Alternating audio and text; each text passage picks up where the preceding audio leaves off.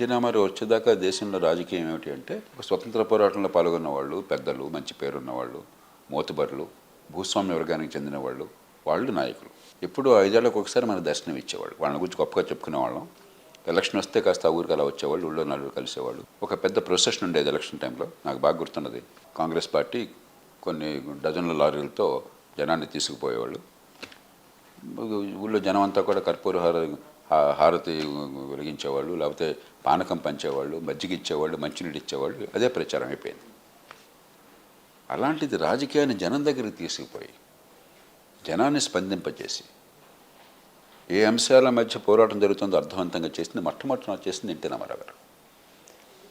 ఎన్నికైన తర్వాత ఎవరు ఏ పార్టీ వాళ్ళైనా కూడా, అప్పటిదాకా ఒకసారి ఎన్నికైన తర్వాత ఆయన మహారాజు, ఆయన తర్వాత ఎలాంటి వాడైనా కూడా ఎన్నికైన వాడు, ఏ పార్టీ వాడైనా వ్యక్తిగతంగా నిజాయితీ పడిన కాకపోయినా కూడా ప్రజల చుట్టూ తిరగకపోతే, నిరంతరం ప్రజలకు అందుబాటులో లేకపోతే రాజకీయం సాధ్యంగా అనేది కల్పించింది ఎన్టీ రామారావు గారు.